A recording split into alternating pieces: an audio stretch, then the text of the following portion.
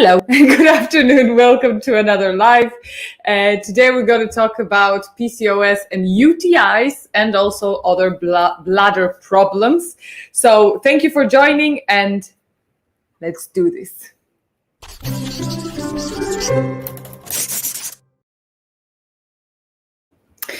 Right, very interesting topic today, UTIs and PCOS. I had no idea up until last week that they were connected. So I found out from Nene that they were connected. Thank you, Nene, if you're watching. By the way, I think we have Beth in the house. Hello, Beth.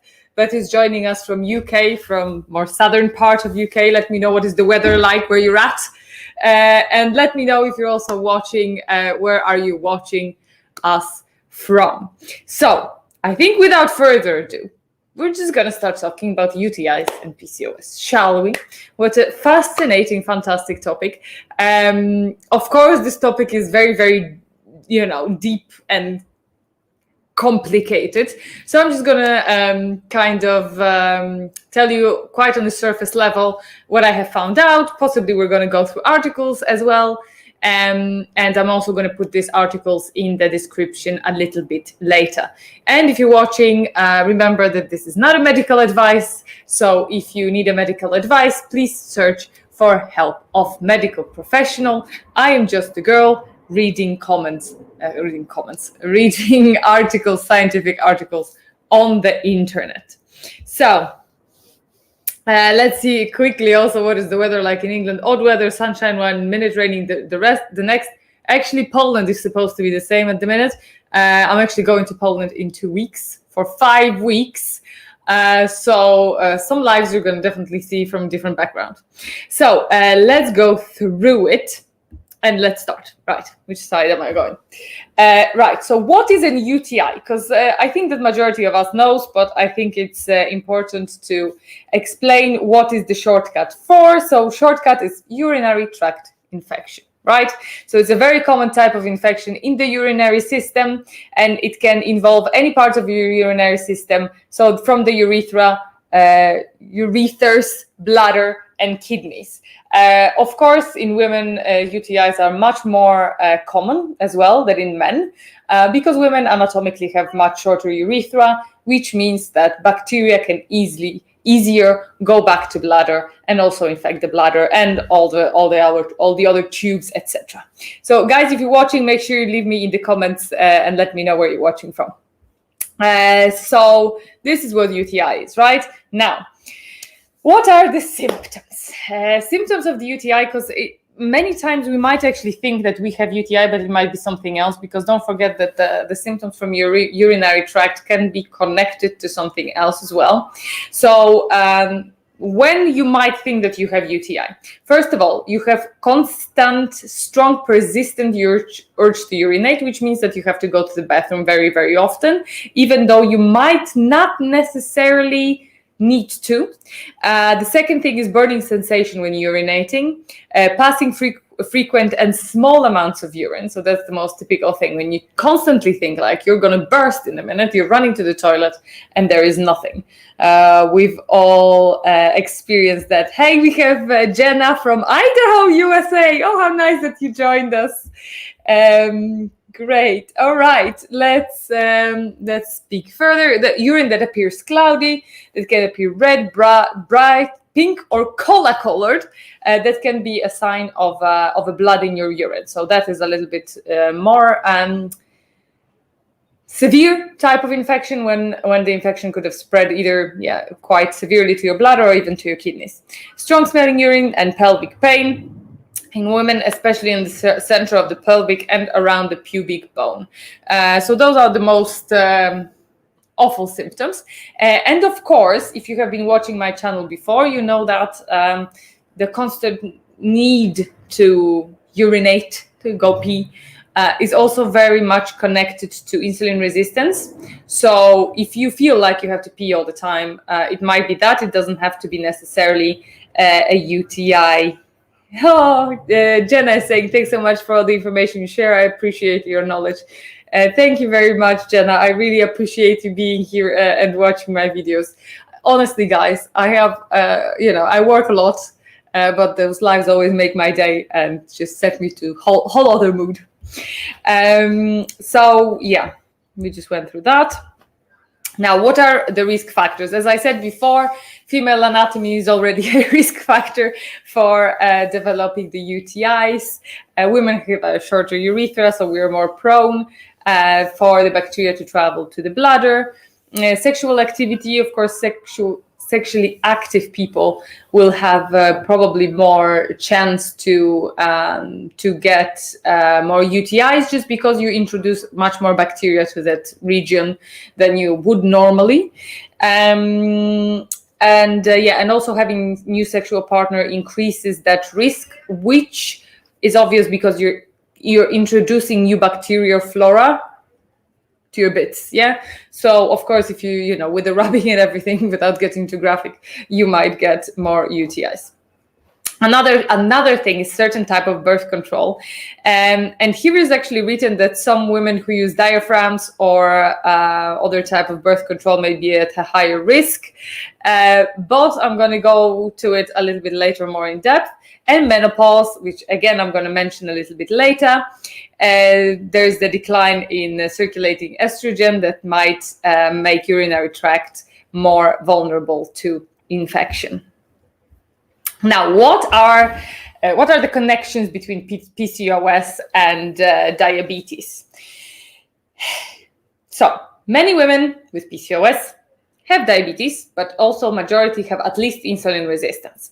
So apparently, the higher level of circulating glucose in the blood makes us more vulnerable to UTIs.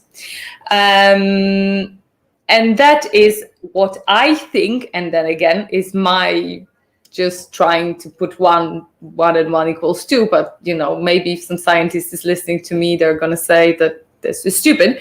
But we all know that bacteria thrive in an environment when there is a lot of sugar. So I think that also when you have diabetes, you might be excreting sugar in your urine. So I can only think that if you have sugar in your urine and you have sugar in your bladder, it might also be a great area. It might be a great environment for the bacteria to thrive. So because of that, having PCOS and having insulin resistance as well might actually be connected to UTIs. Now I'm going to show you one article that I have found on that, and again I will just show you it briefly. Is that it? Sorry, let me just see which one. This one. All right, can you see it? I think you can see it. Let me just change the background here quickly. So, relation of diabetes and UTI and PCOS in women, right? And you have all the conclusions. There was significant relation between diabetes and UTI in PCOS women, especially with poorly glycemic control. And you have that study actually made on women who had PCOS, not only any diabetic women, but diabetic women with PCOS. So this is definitely a risk factor for us, unfortunately. Now, let's go further. Another risk factor, I guess we can tell, is low estrogen. Let me have a sip.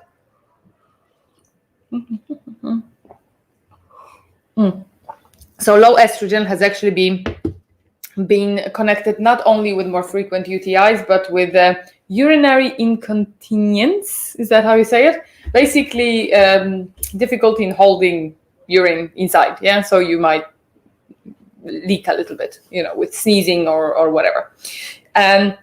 So low estrogen levels have been shown to do that, and low estrogen is actually common in menopause, and menopausal women have raising UTIs. And I have shown you at the beginning that it was actually showing on many studies that menopausal women are tested quite well about the correlation between low estrogen and problems with bladder and with holding your incontinence. And as well, it can influence UTIs. So, because menopausal women have that, and because it is caused by low estrogen, and this is quite well tested.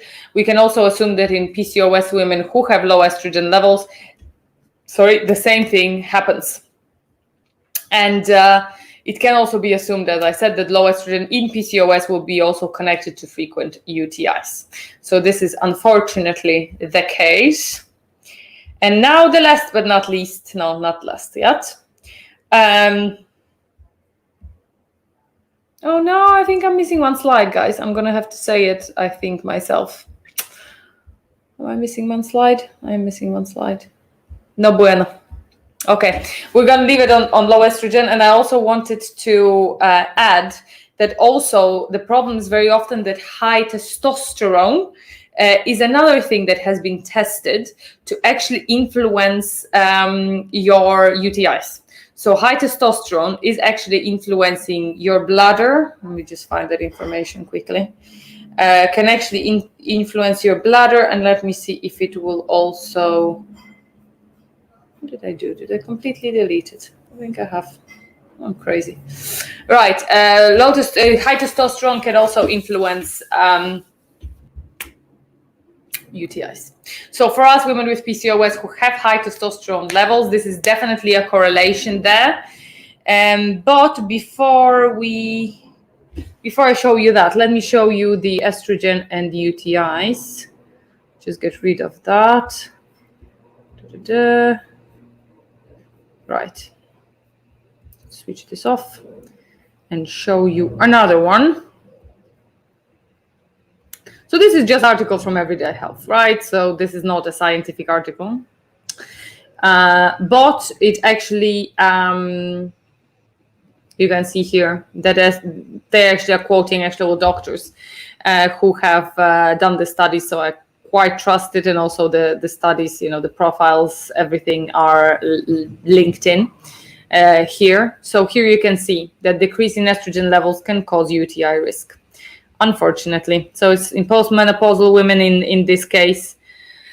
But yeah, estrogen, you see, estrogen specifically impacts positive bacteria. So if we have enough, it actually makes us create more positive bacteria that are going to outweigh the negative ones that might cause our UTIs. So this is that. And let me also show you, because I actually have the article as well about testosterone.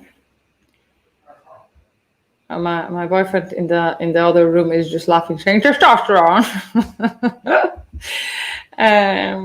There we go. Is that the one? That's okay. You can laugh. Sorry, I shared the wrong one because of distraction. From James. Let me share a screen. Sorry, guys. There we have it. Right. Do we see it? We see it. Right. So the relationship between serum testosterone levels and bladder storage. So here you can actually see that significant positive correlation was found between serum testosterone level and total symptoms and Bladder scores of PUFQ, symptoms of dyspareunia. And I had those actually explained. But dyspareunia was the pain in your pelvis, especially during intercourse. Urgency, so need to go to toilet frequently. Nocturia is going to toilet at night, and bladder and pelvic pain overall. There was no correlation between serum testosterone and ultrasonographic finds such as bladder capacity, residual volume, and symptom frequency. And what does that mean? It means that even though your bladder, if you have high testosterone levels, your bladder doesn't look any different. It doesn't look inflamed. There is no physical reason that can be observed on the ultrasonogram. You can still have those issues just because the levels of hormones make you feel the way that they make you feel. So if I explain myself clearly enough, I actually have it written there. If I explain myself clear enough. Even though there is no physical thing that changes, because for example, with diabetes and UTIs, you can test for the sugar in the blood, you can test for specific type of bacteria. Like I mentioned, also with this estrogen, you might have different kind of bacteria in your urine than in the other. But with high testosterone levels, it's just kind of a feeling that is associated with it, not necessarily anything that you can tangibly test, apart from knowing that there can be a correlation there. And now, what can be remedies for UTIs? First of all, if you're on birth control, you might want to consider changing your birth control because of the estrogen levels. So it might be that estrogen level in your birth control is too low for you, for example. It might be that, I don't know, you're on mini pill and your estrogen is naturally low, and you actually could use a little bit more combination medication to have those extra estrogen levels to prevent it. You might want to control your sugar levels, and whether it is by dietary changes or whether it is through supplements or whether it is through medication like metformin, for example. You might want to think about that as well. You might want to control your testosterone levels, and again, you might do it very often by controlling your insulin and your sugar levels if you have testosterone levels connected to insulin resistance. Or you might want to go on something, get on something like spironolactone, for example. You might want to take vitamin C, and then I said maybe, because this is something that always worked for me. I think that it was actually my doctor, from what I remember. I'm going to talk a little bit about myself and UTIs in a minute. But this is something that when I had a frequent UTIs, my doctor told me to do, to get like 1,000 milligrams of vitamin C. Again, I could have been depleted in vitamin C because I was living in northern Sweden. So, you get vegetables that are maybe not very full of vitamins. I don't know if I was eating a lot of vegetables at the time either. And so I was taking 1,000 milligrams, this effervescent shit, vitamin C. And it actually was helping, because the whole point was that you want to acidify your urine for the bacteria not to thrive there. So bacteria thrive in sweet environment and acidic not necessarily. So that was the whole idea. Another thing is to empty your bladder soon after intercourse. And this is what I recommend to every woman. So when you finish, go to your toilet and pee.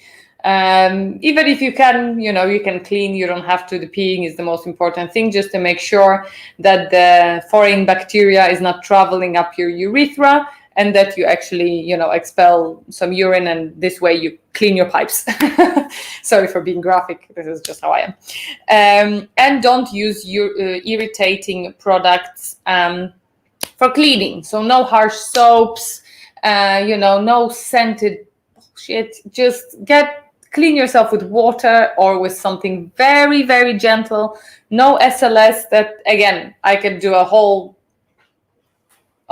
thing about choosing your cleaning products, both for the skin and for your intimate areas, because we really don't need that many products as we buy. So that is another advice. Now, that is it for the knowledge, and now I'm gonna be talking to you about the private private parts. Now, my private experience. So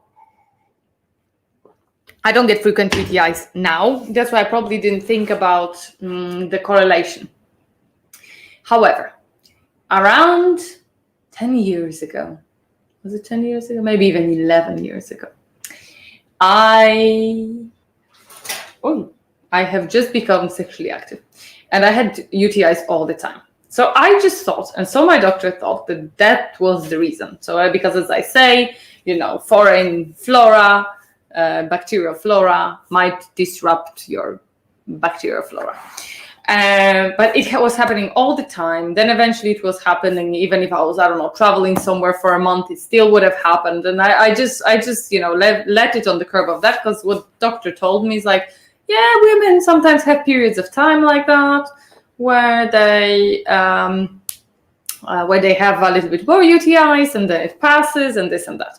However, when I found out about it last week, that there is actually correlation between them, I started to think to myself, go back to that time, and started to think, where was I in my hormonal journey? And that was the time actually when I think I was either still on the pill because I didn't have periods, or I just quit the pill and was on some other medication to, I was like on Bromergon, it was called, to lower my prolactin levels, because I also had high prolactin levels. I didn't have my period. Something was completely off. My hormonal levels were generally completely off. I don't think that I had my estrogen tested, sorry, back then, but I wasn't on a hormonal birth control, and I remember having really, really long periods, and actually sometimes even freaking out that I was pregnant because they were this long, right? They were 2 months, for example. So it was all correlated with that time. So now when I'm thinking about this, I think, okay, maybe, you know, the factor was the foreign flora and bacterial flora that made me have this frequent UTIs. And, you know, urinated after intercourse, taking vitamin C definitely helped. However, I would say that, oh, Heather's joining us. Hello, Heather. Oh, we're almost finishing. So maybe it was definitely helping, you know, as I say, always frequent urination. I mean, urination after intercourse is very important. Having vitamin C also helped me. What my doctor also recommended me is taking ibuprofen after every intercourse. I'm like, you got to be kidding me. I was 20 years old. What am I? Sorry for TMI, guys, but what am I going to take ibuprofen every day? So it was crazy. But I didn't have to take ibuprofen. Eventually it calmed down, and it started calming down when I started regulating. Well, back then, again, by the pill, but I started regulating. I hate that word. I started taking hormonal pills that gave me artificial estrogen and artificial progesterone. So it might be that I had low progesterone levels as well back at the day, because later on, no matter what happened in my life, no matter what type of relationship I've been in, nothing ever happened. So that's very, very interesting. Right, I'm going to be wrapping this up, guys. It was a quick one, but I just want to say, if you're willing to, if you would like to support this channel, you might buy me a coffee. Last week, I got a couple of coffees. Guys, you don't understand how happy I was. First of all, I went straight to the store and bought this, which, you know, video is going to be coming up about berberine. By the way, it's berberine with something else. It's something grape. It's in Spanish because I'm in Spain. And what did I tell you about supplements? Do you know it cost me 27.99 euros, which is like $35. $35 for 60 capsules for 2 people. So if you want to support my intake of berberine, you can buy me a coffee. I'm going to be very, very appreciative. And I really appreciate that you guys support my channel. I also put my PayPal down below. I know some of you said last week to put a Cash App, but I'm not American. So I'm not in America. So I cannot use the Cash App. So that is it. And make sure you follow me also on Facebook. You can watch these lives on Facebook. And let me know if there are any other videos that you would like me to make. I take all the suggestions from you guys. Very often I don't even research the keywords. I just find out what you want and I just make videos about it. So if you want me to make any specific video, let me know down below in the comments. And it was a pleasure.